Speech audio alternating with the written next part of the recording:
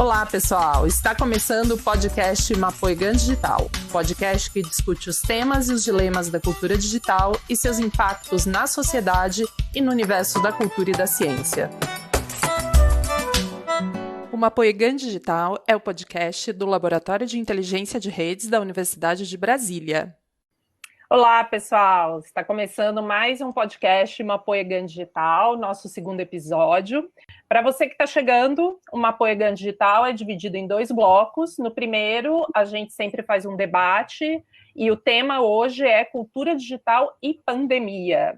E no segundo bloco, a gente traz uma entrevista com algum convidado especial e hoje nós vamos ter a ilustre presença da Luciana Piazon Barbosa Lima, que atua na coordenação de projetos de pesquisa do Centro Regional de Estudos para o Desenvolvimento da Sociedade da Informação, o CETIC-BR.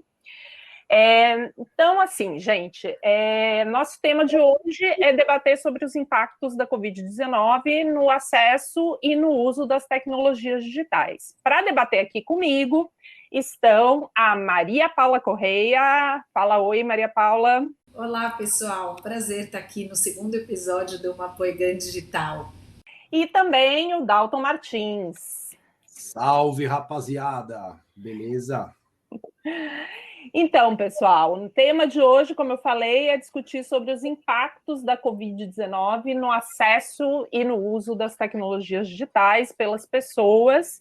A gente, no segundo bloco, vai falar com a Luciana, vai debater mais sobre o painel TIC Covid-19, mas aqui no primeiro bloco, a ideia é a gente falar um pouco sobre essas mudanças dos hábitos culturais e na cultura, como que a Covid, né, e o fato da gente estar preso dentro de casa impactou, aumentou, né, o nosso acesso às redes de internet e como que a gente passou a buscar cultura a partir da internet. Quem quer começar? Eu quero. A gente não tinha dúvidas. Queria.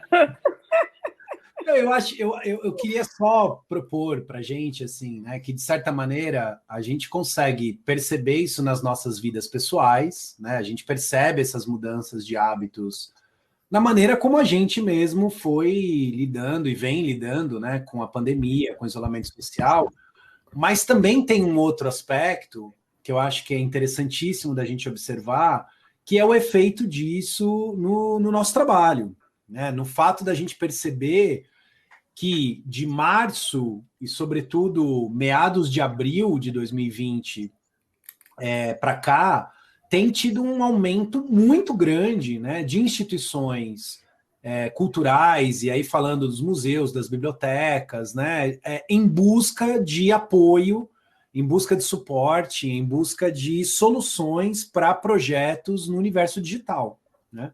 Então a gente tem um salto, assim, a nossa lista de e-mail, né, de suporte no laboratório tem um salto de mais de 100 de pessoas que passam a ingressar.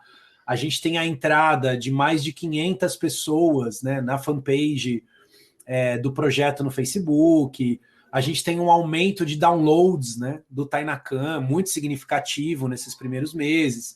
Então, a gente começa a perceber, e acho que é isso que eu queria, de certa maneira, problematizar com vocês, né, de uma maneira a conectar o profissional com o pessoal, a gente começa a sentir a perplexidade das pessoas, né, que é precisando de apoio, precisando de soluções para o universo digital e, ao mesmo tempo, lidando com a sua realidade, que é conexão de internet muitas vezes insatisfatória, computadores que não funcionam direito, fone de ouvido ruim, câmera com resolução que não é adequada, telas pequenas, e aquela agonia dos primeiros meses de pandemia da gente falando, cara, como é que eu trabalho online, né? Como é que eu digitalizo? O que eu faço agora, né? Para onde eu vou? Eu crio uma conta em tal lugar, eu vou para o Facebook, eu vou para o Twitter. Essa sensação de estou perdido, né? E agora? O que eu faço com isso, né? E a gente vai percebendo efeitos muito simbólicos. Então, eu queria colocar isso assim, para nós, para a gente poder conversar um pouquinho nesse primeiro bloco. Como é que a gente sentiu isso? Como é que foi isso para a gente, né? E aí? Olha, eu vou te falar que eu fiquei bem irritada. Vou falar de uma percepção pessoal. Eu fiquei bem irritada no começo da pandemia. Eu trabalhando um monte, assim, né? E continuei na mesma lógica. Meu, e a galera mandando milhões de visitas virtuais de museu, museu gringo, da gringa, né? Em geral, que já estavam ali com as suas visitas virtuais e milhões de alternativas e de encontros e de meetings e enfim, e eu ficava muito irritada, porque, gente, eu não conseguia acompanhar esse processo, né? Eu continuei aqui, acho que para algumas pessoas isso foi mais tranquilo, né? Conseguiu acompanhar, outras não. Então, eu estou falando assim de uma experiência pessoal, mas que eu senti que esse número de ações e de atividades, e aí falando especificamente do mundo da cultura, né? Porque a gente está imerso nesse contexto, é muito assim, é um salto gigantesco mesmo, que começou muito com essas experiências internacionais, mas que os museus nacionais começaram também a promover de uma maneira muito forte. Eu acho que tem uma visão que é um pouco meio termo, né, disso que a Paulinha está falando, porque eu, na verdade, fiquei muito impactada, né, com essa questão das lives, e, por outro lado, a minha vida mudou muito pouco, porque eu já trabalhava muito online e já tinha muitos encontros, sempre estava viajando, sempre fazendo reuniões online, né, então, acho que, nesse sentido, mudou muito pouco, mas, por outro lado, essa profusão de reuniões que começou a acontecer no ambiente digital, que antes eram reuniões presenciais, né? Então, que a gente ia até os lugares, né? Fazer uma reunião com uma equipe de um museu, com uma equipe de um centro cultural, com um grupo de educativo. De repente, virou tudo digital e foi a coisa mais interessante, por um lado, mas mais desgastante, por outro, né? Porque ao mesmo tempo que parecia uma grande facilidade a gente conseguir ficar em casa, né, e almoçar em casa, e estar com as pessoas que a gente quer, né, com a nossa família, por outro lado, você ficava o dia inteiro na frente do computador, numa reunião que era uma na sequência da outra. E acho que um dos aprendizados que apareceu nesse processo é que não dá para fazer uma reunião uma na sequência da outra. Você precisa ter intervalos entre as coisas para conseguir produzir alguma coisa do que você combina na reunião, né? Porque você só vive em reunião e nunca produz nada. E aí? Então, acho que teve uma intensificação das coisas. É muita impressão que eu tenho. E é interessante isso que você está falando, Luciana, porque, por exemplo, eu vivi uma situação muito curiosa, né? Eu estou aqui em Brasília, então o que a gente percebeu? A gente também percebeu uma corrida aos equipamentos, né? Uhum. Assim, todo mundo tentando comprar webcam, comprar microfone, né? Quem tinha dinheiro, quem tinha recurso, obviamente. A universidade, né? A Universidade de Brasília, fazendo edital de doação de computadores para os estudantes poderem estudar. Editais que pensassem a possibilidade de reutilizar computadores de laboratório, porque os laboratórios estão fechados, será que o computador não pode ir para a casa do aluno, né? Então, esse sentimento de levar a rede, de fato, para a ponta do processo. E me chama muita atenção, acho que daqui a pouco a gente vai falar, né, com a Luciana Lima, mas me chama muita atenção, por exemplo, alguns dados do painel TIC Covid-19, né? Quando a gente vê ali algumas atividades realizadas na internet, todas elas, né, que estão nos gráficos que eles disponibilizaram ali, tiveram um salto muito grande, né? Algumas, essa, por exemplo, de transações financeiras, quer dizer, ela dá um salto de quase 30%, né? E você percebe que é a galera se dando conta de que existem os bancos online, né? Quer dizer, não é uma coisa... Os bancos não fizeram banco online na pandemia, isso já existia, né? Mas, de certa maneira, aquela ideia de que agora o serviço pode ser digital, eu posso utilizar isso online, e como é que eu vou para esse universo? A compra de produtos, né? Que é um mega tabu, Eu digo até pela minha própria família, né? Tinham membros da minha família que falavam: eu não vou comprar na internet nunca, eu vou pôr meu cartão de crédito lá, vão roubar minha senha. Aí você fala: bom, e agora? O que é que você vai fazer? Né? Você vai pro supermercado, você vai. E as pessoas vão perdendo medo, né? Tem uma característica aí também de ambientação cultural, né? E quando eu falo cultural, é no sentido de conviver com a internet como uma realidade que está nas nossas vidas, né? Então, não sei, como é que vocês sentiram isso também? Os preços aqui inflaram, né? Tinha webcams que custavam R$ 500, os caras estavam vendendo a 1.200, sabe? Esse mercado paralelo de equipamento, né? Um negócio maluco, assim, muito complicado, né? Tipo da máscara PFF2, né? Que quadriplicou de preço em 15 dias, né? Quase. Não, e é meio um caminho sem volta, né? É um pouco a impressão, né? Por exemplo, essa coisa que você falou das compras. Eu não chegava a ser como a sua família, né? Mas eu era uma pessoa que, por exemplo, não comprava roupa pela internet. Achava muito difícil fazer uma coisa dessas. Tipo, como assim, sem experimentar, você vai comprar uma roupa? E, de repente, é isso, eu tive que comprar roupa pela internet, né? Porque não teve outra saída, né? E claro, nessa situação privilegiada das classes médias, de poder trabalhar de casa, de não precisar sair, não pegar transporte público, né? Então, mas ao mesmo tempo, eu vejo que muitas coisas, pelo menos para mim, para muitas pessoas com quem eu converso, é um caminho sem volta. As pessoas aprenderam a fazer as coisas agora dessa forma e elas vão continuar fazendo dessa forma, porque é muito mais fácil, na verdade, fazer dessa forma, né? Então, eu acho que tem um impacto cultural na forma como a gente lida com o ambiente da internet como um espaço social mesmo, onde eu posso fazer várias coisas de uma outra forma, mas que eu posso fazer. Eu acho que sim, voltando, né, para essa perspectiva que a gente está trazendo aqui dos efeitos disso, o que a gente analisa, né, eu queria colocar isso inclusive em relação aos estudantes, né, da universidade, a própria gestão, aos profissionais, né, que estão ligados às instituições de memória, a gente sente uma abertura e uma compreensão daquilo que a gente falava sobre cultura digital muito maior.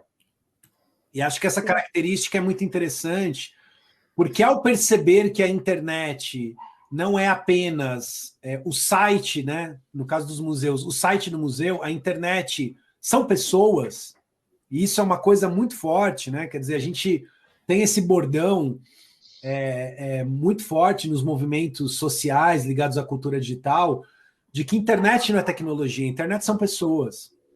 E essa dimensão das pessoas, ela ficou muito mais presente e muito mais visível, né? De que nós não estamos falando de site, nós não estamos falando de tecnologia, nós estamos falando de pessoas. Nós estamos falando de formas de se relacionar, de formas de se encontrar, que, claro, elas estavam, de certa maneira, subdimensionadas, né, em relação ao potencial da tecnologia hoje, mas isso se espalha. Então, isso cria um arco muito maior de pessoas que passaram a vivenciar o digital para fazer uma festa, para fazer um encontro, para fazer um happy hour, para participar do aniversário do neto, da neta. E, claro, isso não substitui o abraço, né, o calor, enfim, tudo que a gente já sabe, mas tornou possível alguma experiência com isso, né? Então, acho que é em cima dessa experiência que se abre possibilidades da gente construir uma dimensão de trabalho e uma dimensão de futuro para essa cultura digital que nos interessa. Eu queria destacar a entrada, né, do mundo digital nas escolas.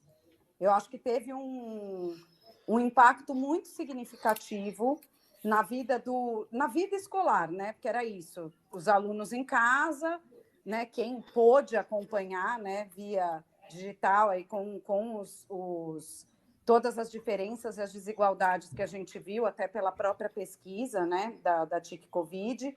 Mas acho que teve uma mudança que, por um lado, trouxe uma perspectiva super bacana, né, do que é possível e como é possível usar a internet para além da busca no Google, né, da pesquisa no Google, para um monte de outras, enfim, ferramentas e formas de compreender e de estar perto do outro, mas também essa questão da fadiga digital, né? Como foi muito difícil para crianças que estão em movimento quase que o tempo todo e num ambiente de socialização, ficar atrás de uma tela, sei lá, fazendo aula de educação física. Então, acho que isso também é algo que ficou muito forte para mim, né, dessa percepção do uso do digital durante a pandemia. Concordo, Paulinha. Acho que a gente tem aí uma questão muito complexa na sociabilidade das crianças e dos adultos também, né, de como é que você consegue fazer as coisas. Acho que a gente consegue fazer, a gente consegue continuar trabalhando, a gente consegue, né, tendo uma boa internet, um bom computador, você consegue continuar estudando, você consegue continuar consumindo, né, cultura, consumindo produtos, mas no fundo você perde, né, que eu acho que a grande perda, né, do processo da pandemia é a gente não conseguir encontrar as pessoas, tocar, cheirar, enfim. E essa questão que o isolamento social traz, né? Mas que, na verdade, não tem a ver com a internet propriamente dita, né? Então, no fundo, acho que a gente está vivendo essa situação excepcional que ajudou a apresentar para muita gente essas possibilidades de uso do ambiente digital de uma maneira que ela, né, a maior parte das pessoas nunca tinha pensado.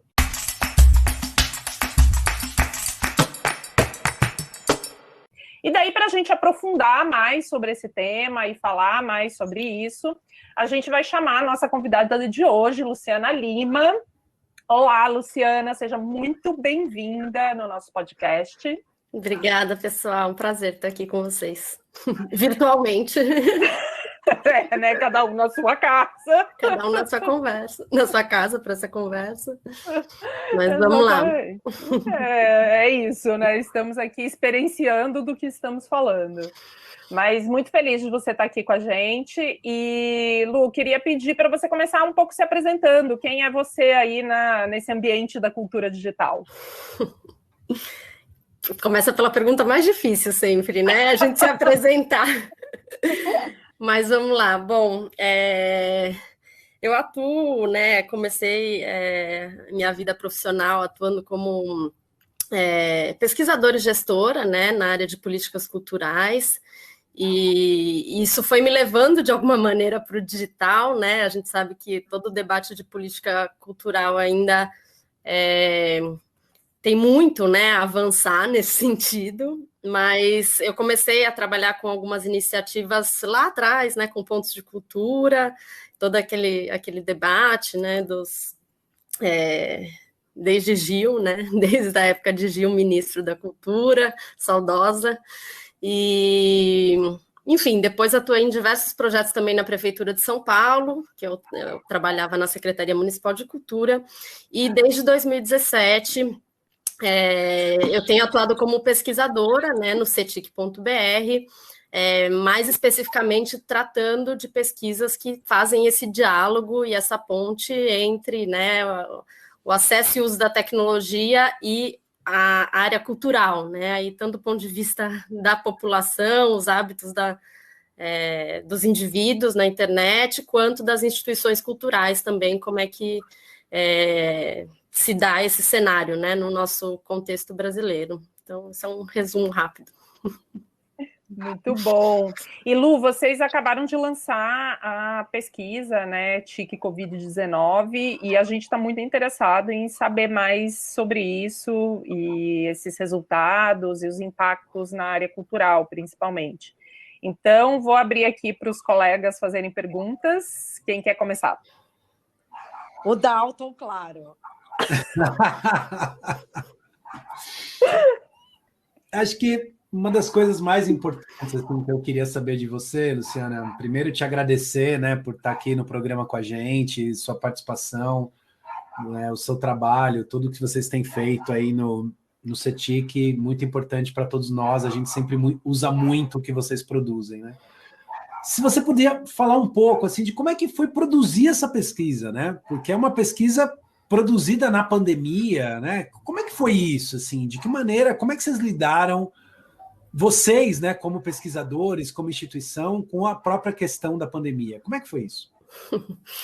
Tá, muito interessante começar pelos bastidores, assim, né? Porque eu acho que o ano de 2020 foi esse ano em que todo mundo teve que se adaptar de alguma maneira, teve que se reinventar, né? E de alguma maneira isso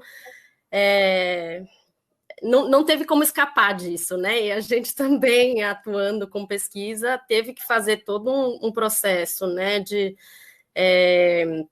replanejamento das pesquisas, né? A gente também teve que suspender, por exemplo, a coleta de dados presencial, obviamente, né, para preservar a saúde dos entrevistadores, dos entrevistados.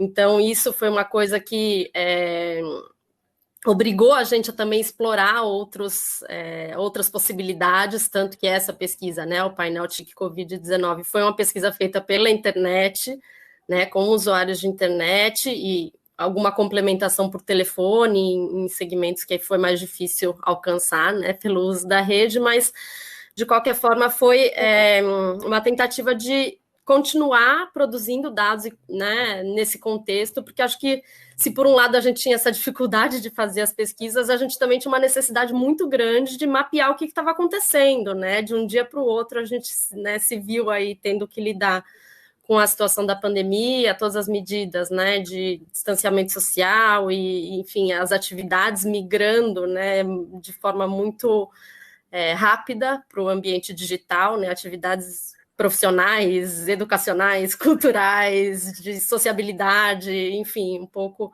isso que vocês vinham falando, né? Então, acho que mais do que nunca a gente precisava mapear essas questões, né, os comportamentos dos usuários de internet, as desigualdades no acesso à tecnologia. Então, foi uma convergência desses dois fatores, né, a necessidade de continuar produzindo dados, entendendo essas transformações enquanto elas ocorriam, e, por outro lado, ter que adaptar a própria metodologia, né, de pesquisa para conseguir, enfim, continuar a nossa atuação, né. Acho que é só importante também falar, que eu não falei na apresentação inicial, mas, né, que o CETIC ele é um centro de estudos ligado ao NIC.br, não sei se todo mundo conhece, né, mas é a instituição que cuida né, da governança da internet assim, no país, né, ligado ao Comitê Gestor da Internet. Então, acho que tem um papel aí de produzir dados e produzir estatística para a gente pensar esse cenário todo, né, no Brasil e pensar políticas públicas a partir disso, em diversos setores. Então, acho que também é importante contextualizar um pouco, né, da onde eu falo e da onde vêm essas pesquisas, esses dados que a gente vai conversar aqui hoje. Muito bom. E, Lu, eu tenho uma pergunta, que acho que a pergunta, né, óbvia, mas que deve ser feita, que é sobre esse aumento do uso da internet. Como é que ele se deu e o que aconteceu, né, do ponto de vista da usabilidade, né, da internet? Não sei se pode usar essa palavra, né, mas se teve um aumento, de quanto foi esse aumento e em que estratos da sociedade ele aconteceu. Uhum. Eu acho que estava ouvindo a conversa de vocês, assim, achando muito interessante a gente pensar todas essas transformações, né, que a gente tem vivido no último ano como aquisição de novos hábitos mesmo, né, e assim, quase que um novo modo de vida, né, e aí sempre a gente faz toda a discussão sobre a cultura como modo de vida. Então acho que é isso, é uma transformação cultural muito intensa mesmo que a gente está vivendo, e acho que do ponto de vista do acesso e uso da internet, assim, né, a gente não conseguiu ainda ter um resultado se isso ampliou ou diminuiu no total da população. Então, vamos dizer, no cenário imediatamente anterior à pandemia, o último dado que a gente tem é da TIC Domicílios de 2019, a gente tinha cerca de 3/4 da população brasileira que era usuária de internet, né, que significa usou a rede pelo menos uma vez nos últimos 3 meses. Então, isso significa, por outro lado, que a gente tinha, né, 1/4 da população que nem sequer fazia uso da internet antes desse contexto, né? E aí tem muitos fatores que podem ter alterado isso. Por um lado, uma demanda maior, uma necessidade maior de fazer uso da rede para todas essas atividades, né, no contexto da pandemia, enfim, e por outro lado, também uma crise econômica que pode ter impactado também as possibilidades das pessoas de conseguirem ter um dispositivo, uma conexão, né, principalmente aí nos segmentos mais vulneráveis da população. Então, a gente não tem esse dado, né, se dentro da população aumentou ou diminuiu o uso da internet, mas o que a gente conseguiu mapear pelo painel TIC Covid 19, que foi uma pesquisa com usuários de internet, é que foi generalizada essa intensificação do uso da tecnologia. Então, em todos os segmentos, a gente notou que ampliou, né, essa proporção de usuários de internet fazendo atividades escolares, cursos, assistindo filme, ouvindo música online, transações financeiras, né, que o Dalton comentou mais cedo também. Então, quer dizer, essa necessidade meio que empurrou todo mundo para fazer um uso da tecnologia, inclusive, né, por exemplo, para ter acesso ao auxílio emergencial, né, também isso levou muita gente das classes D e E, por exemplo, né, para precisar de alguma maneira se conectar, né, vamos dizer. E então isso foi generalizado, mas não significa que todas as desigualdades que a gente conhece, que estão presentes também nessa apropriação, né, e no uso, né, das tecnologias não tenham permanecido. Então, ou seja, né, isso se intensificou para todo mundo, mas quem conseguiu usufruir melhor disso foram, né, os indivíduos mais escolarizados, de classes mais altas. Então, né, toda essa discussão que a gente sabe, principalmente quando a gente fala do trabalho remoto, né, a gente vê isso muito claramente, né, pessoas com maior escolaridade tiveram mais oportunidade de estar trabalhando de casa, de estar protegido, né, de não estar exposto também ao vírus. Mas, enfim, em linhas gerais, eu diria que o cenário é esse, né, que a gente mapeou.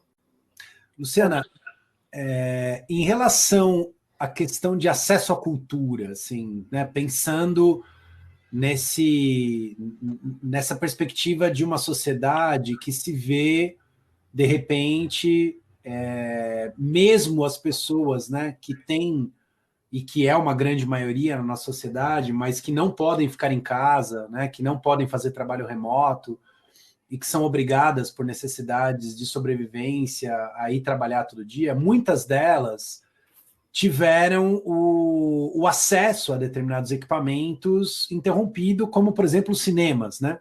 Que de repente fecharam, e mesmo que eu quisesse ir a um cinema e corresse o risco, eu não poderia ir porque ele não estava funcionando.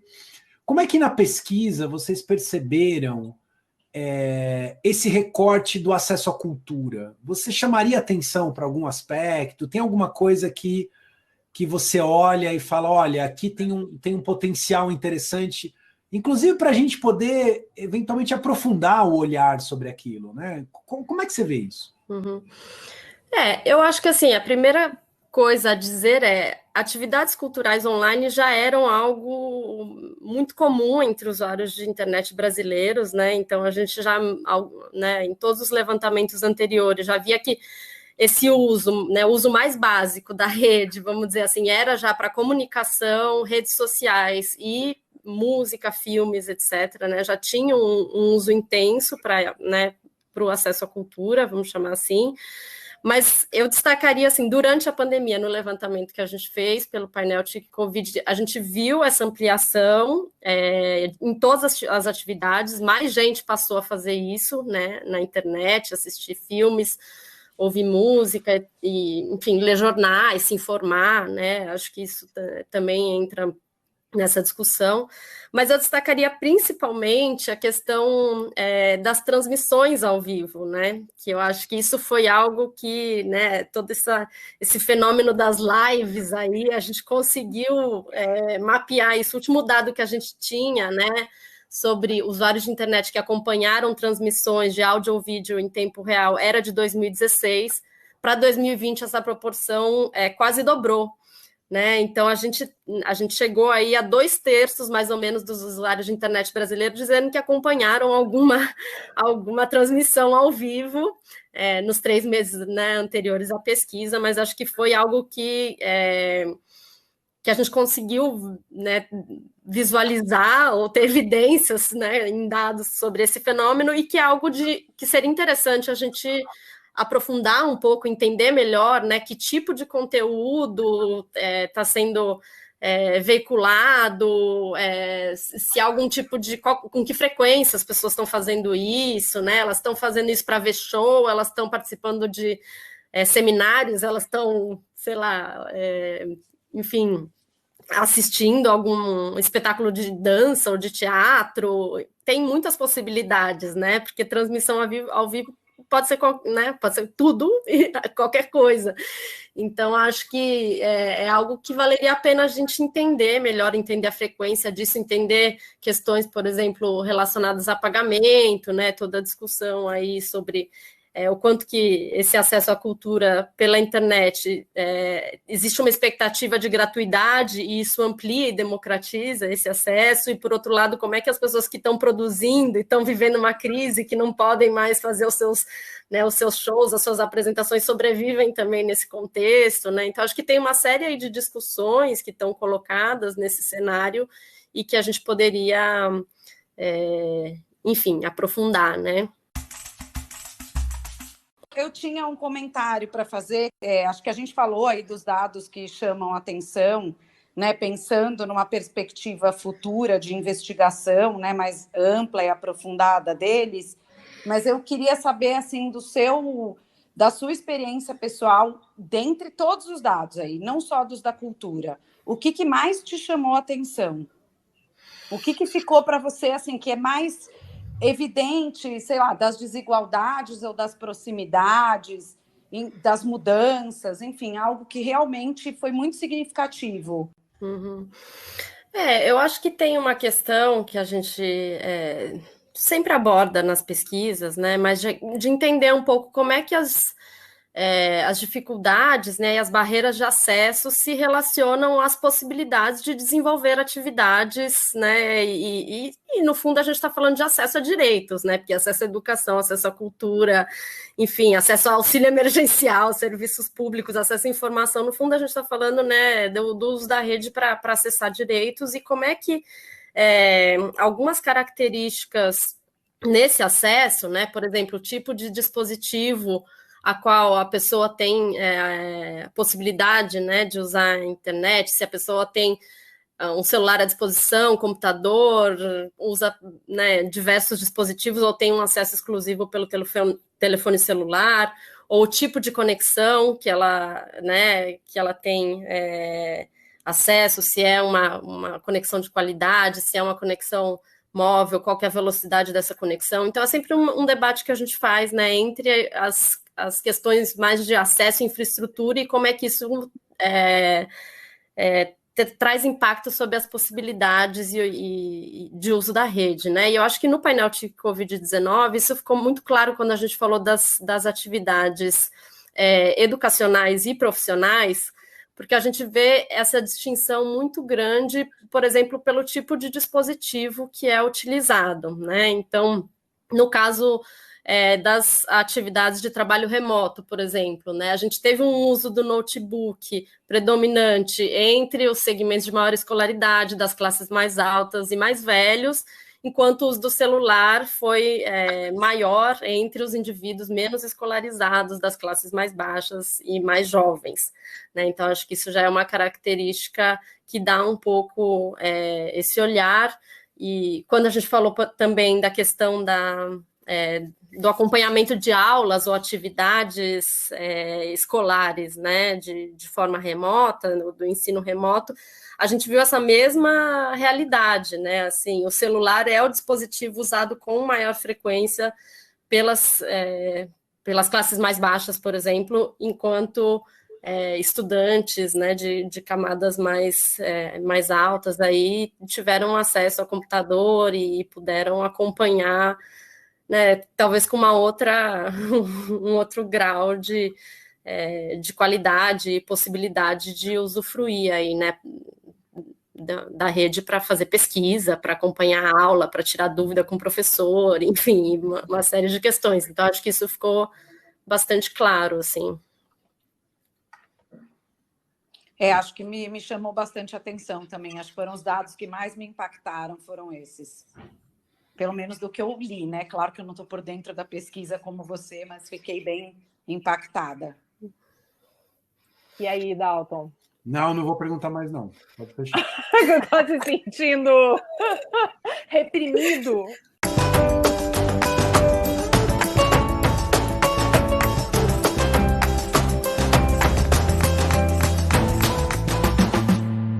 Bem, Lu, a gente adorou essa conversa com você. Acho que trouxe aqui vários elementos muito importantes para a gente pensar nosso processo de trabalho no laboratório de inteligência de redes. E acho que mostra bastante como que essa transformação digital que a gente está vivendo, ela está impactando não só a nossa vida profissional, mas a nossa vida pessoal, familiar, né, de estudos, cultural, de consumo de várias ordens, né, e que isso é talvez um caminho sem volta, né, para a sociedade e para a forma como a gente vai se relacionar enquanto seres humanos, né. Então, a gente agora no nosso podcast tem um terceiro bloco onde a gente sempre traz alguma dica para os nossos ouvintes poderem aprofundar, entender mais ou pensar em outros aspectos a partir do tema que a gente tratou aqui no episódio. Então, queria começar com você, Lu. O que você tem de dica para, né, os nossos ouvintes saberem mais sobre os impactos da Covid-19 no acesso e uso das tecnologias digitais? Pode ser mais de uma? Pode, claro. Não, então acho que eu vou começar pelo óbvio, né? Por dizer assim que todos esses dados e análises e as pesquisas que a gente realiza lá no CETIC são disponibilizados online, né? No site do próprio CETIC, que é cetic.br. Então, quem tiver interesse pode acessar a publicação do painel TIC Covid-19, que está lá completa com todas as informações, pode baixar as tabelas, pode usar para outras coisas, pode fazer outras análises, enfim, acho que é um material muito interessante e que está à disposição aí de quem tiver interesse. E uma outra dica que eu ia colocar também, que eu acho que traz vários temas que a gente tem debatido também, que estão relacionados a essa questão, é um ciclo que a gente organiza já há algum tempo em parceria com o Centro de Pesquisa e Formação do SESC e a PUC São Paulo, que se chama Cultura, Educação e Tecnologias em Debate. E aí a gente tem uma série de materiais publicados no YouTube, aí tanto do nic.br quanto do SESC, né, com debates que tratam desses temas, né, de cultura, educação e tecnologia.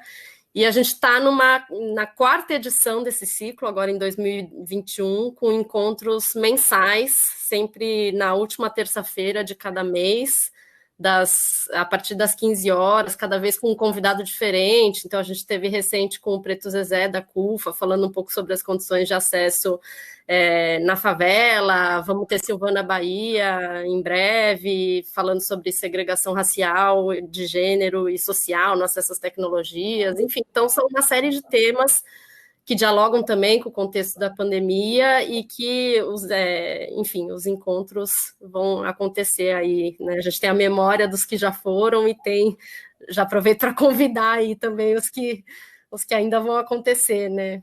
Muito boas dicas, Lu. Dalton, quais são as suas dicas? Eu tenho duas dicas. Uma é uma pesquisa chamada Desafios em Tempos de Covid-19, feita pelo ICOM Brasil, com profissionais e públicos de museu. É uma pesquisa bem legal, ela tem 2 volumes, um que é com profissionais de museus e outro que é com públicos de museus. E ela traz vários dados legais sobre o impacto da pandemia nos profissionais. Então, ela mostra uma série de questões, muitas delas muito difíceis, né? Da precarização dos profissionais, das questões, dos desafios que eles tiveram que lidar no seu dia a dia. E outra com os públicos de museus. O que eles fizeram, como eles visitaram, que acessos que eles tiveram. Então, uma pesquisa, apesar de revelar, né, muitas das dificuldades e da dureza desse momento para as instituições culturais, com a qual a gente se solidariza, e é sempre importante lembrar aqui no podcast, ao mesmo tempo, essa pesquisa nos ajuda a entender o que aconteceu nesse momento e nos ajuda a pensar alternativas e soluções, né? Então, essa é a primeira dica que eu queria recomendar, considerando o nosso tema de hoje. E a segunda, que eu acho que é uma dica mais em perspectiva, que é um estudo publicado pela Europeana, que é a grande iniciativa, né, da União Europeia sobre agregação de acervos culturais digitais, que é uma proposta de uma agenda de transformação digital para as instituições de memória, né, para as bibliotecas, os arquivos e os museus, onde é um relatório muito interessante, um relatório quentíssimo. Ele foi publicado em julho de 2020, né, então ele tem menos de um ano, e ele traz uma série de recomendações, sugestões, alternativas, definições, né, sobre questões relacionadas ao digital. Ele cita vários estudos feitos pela Unesco, do impacto da Covid-19 nos museus, um estudo feito pelo NEMO, né, que é um grupo internacional relacionado a museus sobre o impacto da Covid-19 nos museus. Ele cita um estudo do Arts Council do Reino Unido sobre o impacto da pandemia também nos museus. Então, ele traz uma série de estudos e perspectivas que ajudam a gente a entender esse momento e ajudam a gente a entender como que as instituições estão se reposicionando, que alternativas elas estão criando, que saídas elas estão encontrando, e a dureza da sua realidade do dia a dia, que é sempre importante a gente compreender para que possamos, num futuro, evitar e fazer diferente do que fizemos atualmente. Essa é a minha dica. Dalton me fez lembrar de mais uma dica, se puder. Pode. Dia 17 de junho, agora, às 10 da manhã, a gente vai lançar também a última edição da pesquisa TIC Cultura 2020, que é uma pesquisa feita com instituições culturais, né? Foi feita ao longo do ano passado também. E aí a gente vai ter um lançamento transmitido no canal do YouTube aí do nick.br, um webinar aí com um debate bem interessante sobre a questão, né, da pandemia, a digitalização da cultura e como é que as instituições e os públicos tiveram que se adaptar, ou quais foram as barreiras e quais foram as possibilidades, né, dessa adaptação a esse novo cenário. Então, enfim, para quem não puder ver no dia, depois fica também disponível o debate no YouTube. Então, é isso. Maravilha. Acessem essa pesquisa de cultura, é fundamental para compreender a internet e as instituições culturais no Brasil. E Paulinha, qual que é a sua dica? Bem, eu voltando lá à história inicial, né? Quando a gente começou aqui o podcast, a minha dica vai totalmente no que me incomodou, né? Tem uma visita virtual à exposição Coronaceno, do Museu do Amanhã. É uma exposição temporária que ficou, né, entre abrir e fechar e visitar, não visitar, que discute um pouquinho os impactos da globalização e das mudanças, né, ambientais nas relações com a natureza para as pandemias, né, especialmente para a Covid-19. Então, é uma visita virtual. As que eu não consegui fazer, essa eu consegui. E a minha segunda dica, né, também sempre gosto de ter dicas musicais, a música maravilhosa do Raul Seixas, O Dia em que a Terra Parou. Eu acho que ela foi muito significativa aí no começo da pandemia, e ao mesmo tempo, né, em que a Terra parou, que você olhava aquelas cidades vazias, né, pinguins andando pelas ruas, onças subindo nos muros, aquela coisa louca, a gente aqui no mundo digital, conversando, trabalhando, produzindo, e tudo acontecendo em algum lugar que não era a rua. Então ficam aí essas minhas 2 dicas. Muito bom, Paulinha. A minha dica vai ser um outro podcast que chama The Shift, e é um podcast onde 2 jornalistas, a Cristina De Luca e a Silvia Bassi, falam sobre a questão da transformação digital, né? E como que elas vão impactar os nossos hábitos, a nossa vida, a vida das instituições, mas especialmente eu queria indicar um episódio desse podcast que chama O Digital no Museu, e que é uma entrevista com uma colega nossa que trabalha com museus e acervos digitais, que é a consultora Cláudia Porto, e ela vai falar sobre como que os museus têm se adaptado ao uso das tecnologias digitais. Ela traz muitos exemplos internacionais, mas acho que mesmo assim tem uma perspectiva muito interessante de pensar como que já fazem alguns anos, principalmente, né, nesse ambiente do exterior, os museus têm se mobilizado em torno dessa transformação digital e do uso das tecnologias, não só nas exposições, que eu acho que é onde o público vê mais, mas principalmente nessa questão dos acervos digitais e da possibilidade de aproximação deles. Esse provavelmente vai ser um tema de um podcast futuro, porque é muito o nosso tema de pesquisa, né?